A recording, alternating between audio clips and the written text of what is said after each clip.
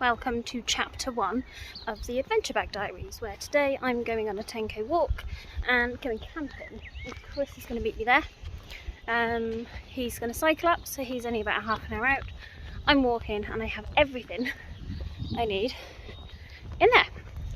I've taken some of the stuff out, so following the rules I can take things out, I can't add things in, although I do have his hoodie, that's technically not mine. And yeah, I'm going to see how it all goes really. I'll feedback after this adventure, and then after the full 12 months I'll feedback over the whole thing. So we're off for a walk. So let's talk a little bit more about today's adventure. Today I'm going on a 10k hike. We are going camping. It was a very last minute one, and actually I wasn't going to start the adventure bag challenge till August, but I decided I have everything, physically everything, why not start it now? So found a local campsite, turned around to Chris, invited him along, decided I was going to go regardless, planned a route and headed out. So it's a short 10k route. I've done it before, never stayed at the campsite before, but I kind of know what I'm getting myself into, and he's bike packing along, so he's bringing the tent, so I don't need to set it up, although at some point I will go and set up the tarp as well. So en route I'm also going to try and do some geocaching, and I've taken some of the kit out because I don't need all of it.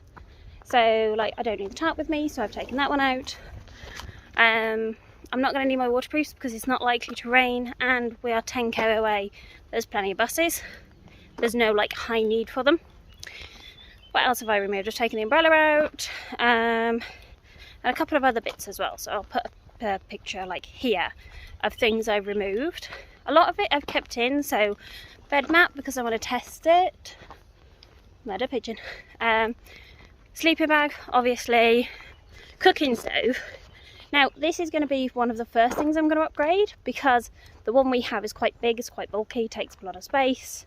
The one I want is smaller, it's lighter, it's not drastically expensive, and you do need your own flint and steel, but I have, check and still attached me, I have my paracord bracelet, which is a compass, though not a very good one, a flint, a steel, a whistle and paracord, and you can wear it around your wrist.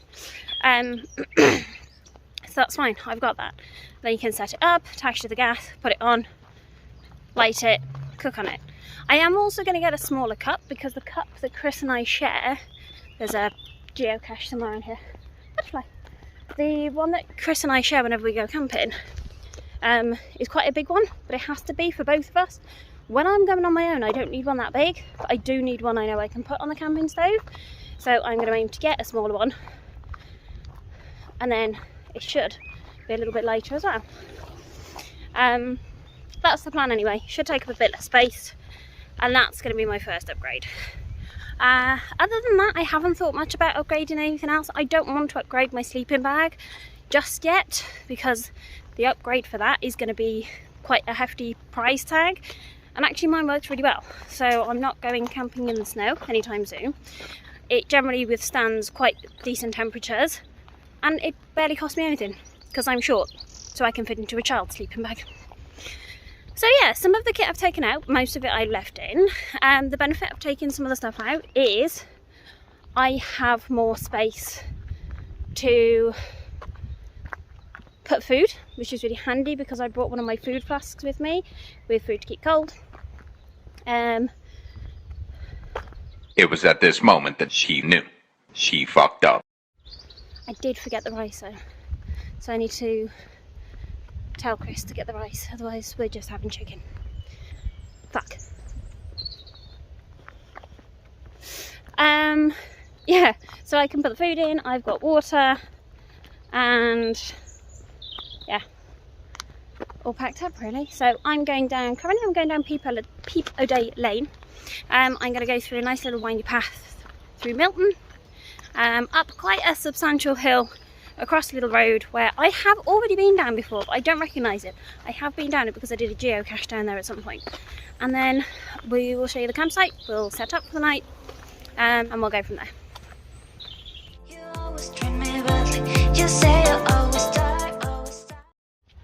So, after multiple communications, I am still not entirely sure if Chris is aware that I do not have the rice.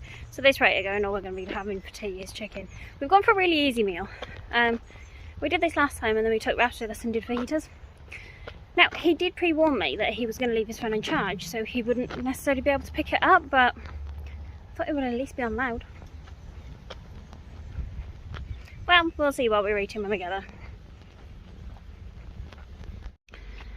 So, this is where this route starts to get exciting for me, because basically the route I'm taking up to the campsite is a route I used to ride to work when I used to work up this direction. Only, I'm taking a slightly different one with more like off-roady bits because I'm not on a bike. So a little bit of exploring is going to be happening. Yeah, and I'm also using the map function on my Polo Grit X. Now this is one of the reasons I got it. There are a couple of other reasons as well, like battery life and stuff like that, but I'll do a deep dive into it when I eventually get around to doing a review video. So come and explore with me as I go on a new path.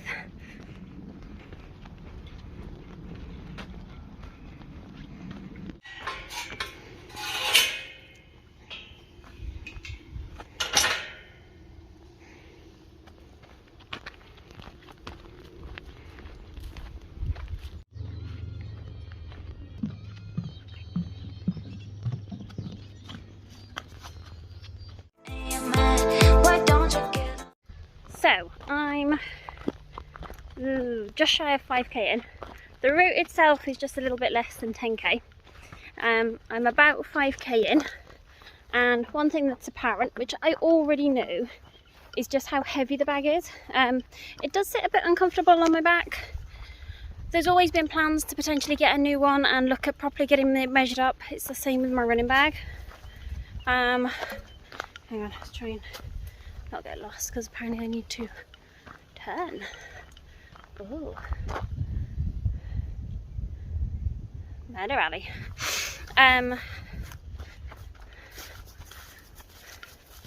Yeah, so it does sit uncomfortable on my back, but at the same time I don't often carry this much weight, so I'm not used to it. I mean, with everything in my bag, it's 7 point something k. I've taken a few things out which has dropped the weight down, but it's still a substantial weight that I'm going to be carrying. So yeah, it takes a bit of getting used to. And I did this bag on the Greenbelt Loop and I found I had to stop quite a few times just to kind of rest my shoulders, rejig it a little bit. So it's going to take a bit of getting used to, or a new bag. So yeah, I mean I have got all like the fancy little straps and everything. But yeah, it is also just a lot of weight. It's the same as anything with a bit of an additional weight on it, really. It's hard work. Rice update. Chris has it. He picked up my messages. Thank goodness for that. So he has the rice. So he's bringing one half of dinner. I have the other half of dinner because I can carry it easier with a backpack than he can on his bike because of the volume of the bags. So what we found when we were bike packing is the food we had to be able to pack down small. I mean, we had, I know where I am. We had bike packing bags, but I also had a backpack on which had like water in. I don't think he's got that this time. So yeah, I mean, with my bag, I do have like a shopping bag because the rules are it has to be able to be in or on the bag on my person. Okay, so as long as I've got a shopping bag and I put my stuff in my shopping bag, one, it's good for the environment because I'm not using plastic bags. We don't talk about the amount of plastic bags under my sink. Two, it is technically on myself or in my bag or on my person. Loopholes. It's exactly the same as if I'm staying in a tent, I can do it as long as Chris is coming with me. If I'm going solo, I can't stay in a tent because that tent is not in part of my kit list. The tarp is. So there will be a weekend where I go camping by myself and I take the tarp and I set it up. I'm quite looking forward to that. I did Bear Grylls a few years ago, built a shelter. It didn't last. So yeah. The tracking on my watch is actually really good. The maps are really good and it's just nice and clear. So far I've not got lost. Lots of wildlife, said hello to some dogs, lots of rivers, took some photos, enjoying some music. Just generally enjoying being out and about, really.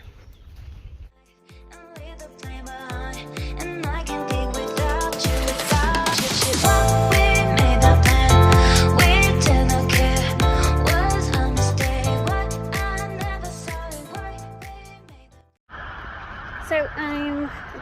5k from the campsite.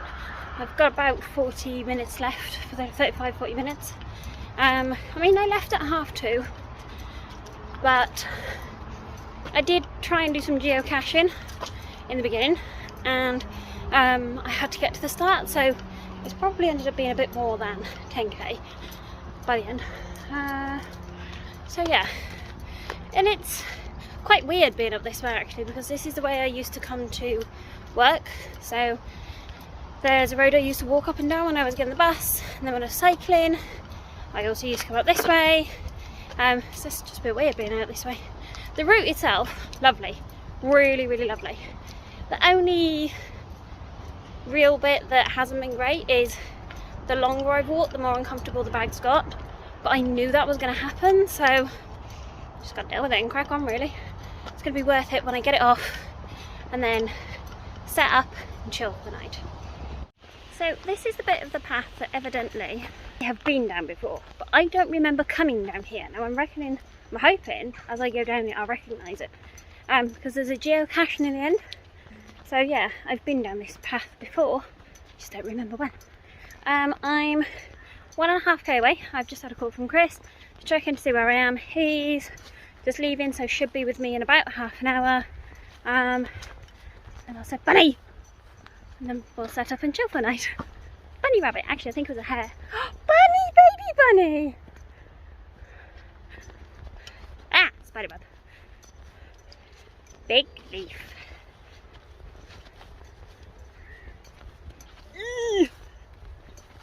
Bunnies! Bunnies! I'll be able to see them. The bunnies are over there. Hoping if I'm walking this way they might walk that way. Oh, maybe they've just hidden. Okay.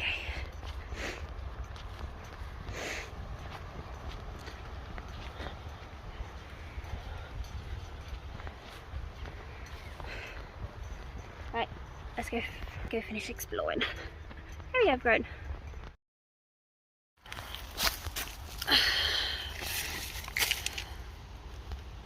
So, I'm just coming up to the campsite. Chris should be here soon, so I'm going to try and catch him on camera if I do. And yeah, I need to find this bit and see where that comes out, because this is apparently part of the path. So yeah, whew. Good walk. Tired.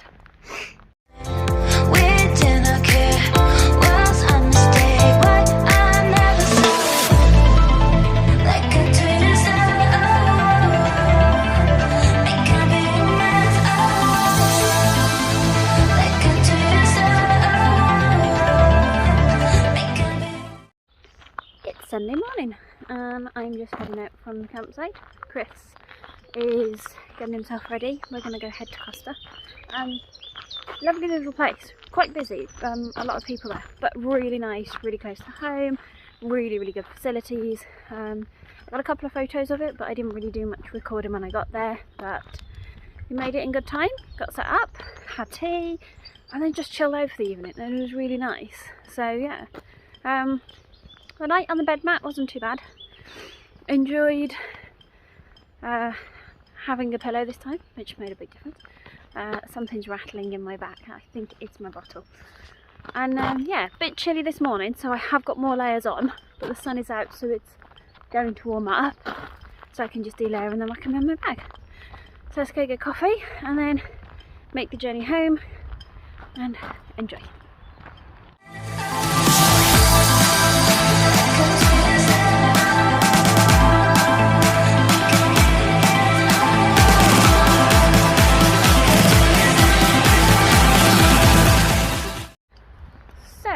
That's where I'm going to wrap up adventure number 1. We've gone for breakfast, Chris has made his way home, I'm messing up the shot on my GoPro,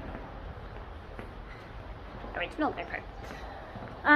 Yeah, so I'm going to head to the bus. I'm going to jump on the bus. It pretty much goes quite close to my house anyway, but not too far, and then get home, air out all the camping kit because it did get a little damp. It didn't rain, it just the morning dampness. So we'll get it all dried out, hot bath, chill, feet up for the rest of the day. So yeah, that's the end of chapter 1. But come back and see what I get up to next time. Bye for now!